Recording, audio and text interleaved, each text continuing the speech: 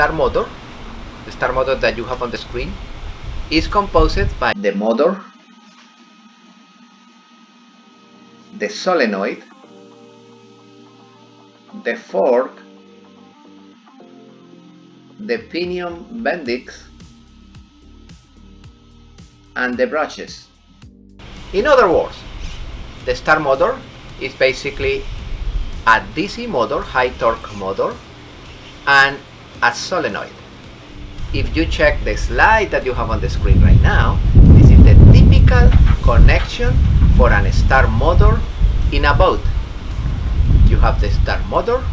The start motor receives the main power from the crank relay, and the crank relay receives the main power from the a.c.r and battery bank, and the crank relay is activated. The coil of the crank relay is activated from the ignition position in the ignition switch, and the solenoid on the start motor is activated with a signal coming from the start position from the ignition switch. The color of that signal is yellow-red. In other words, the start motor is a DC motor. Let me explain quickly how a DC motor works. Okay, if I have an alternator, I have electromagnets in the rotor and coil on the stator, and I produce electricity. Now I am going to explain the motor. This is an alternator or generator. Electromagnets in the rotor and coils on the stator. Okay, what happened? Suppose that this is the positive side of one magnet, and this is the negative side of other magnet. What happened when I have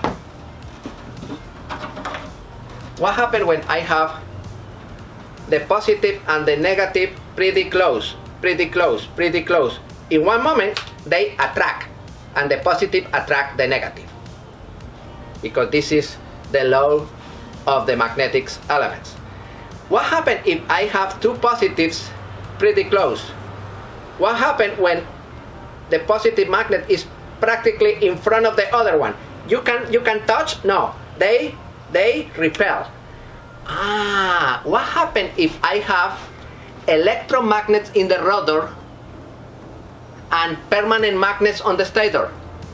What happens in the moment that one positive is in front of other positive, or one negative in front of other negative? The rotor spin, and the other one spin, and start the motor.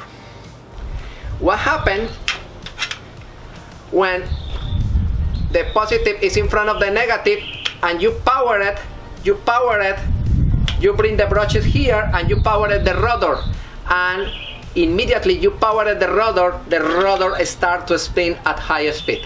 The start motor have the motor, the winding, the solenoid receives the input power coming from the crank relay. The power passes through the second terminal, and from the second terminal enter into the winding of the motor. The power passes from this point to this point only when the signal is coming.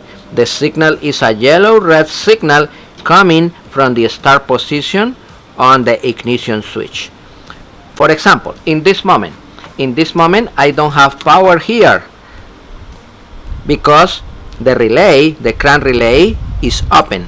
I am going to close the crank relay, and right now I have power, but I don't have power in the second terminal because I don't have signal. When I bring the signal, immediately I have power. The gap is closed and the power passes through the second side and the motor starts. This is the relay. The relay receives the power here from the batteries. In this moment I have power here coming from the battery. That's the power. But I don't have power in the output because I don't have signal. The signal is coming from the purple signal ignition. When I close ignition, I have power here and I have power here, and of course the power passes through the other side. I have power here.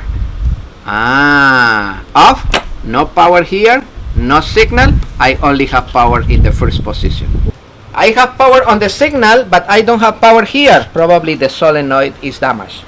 In that case, you need to replace the solenoid. Other important and common problem is the start motor, the ground is not appropriated. The ground should be connected directly to the ground bus bar or directly to the negative of the battery. The ground on the start motor is critical. The ground should be located on the case of the motor.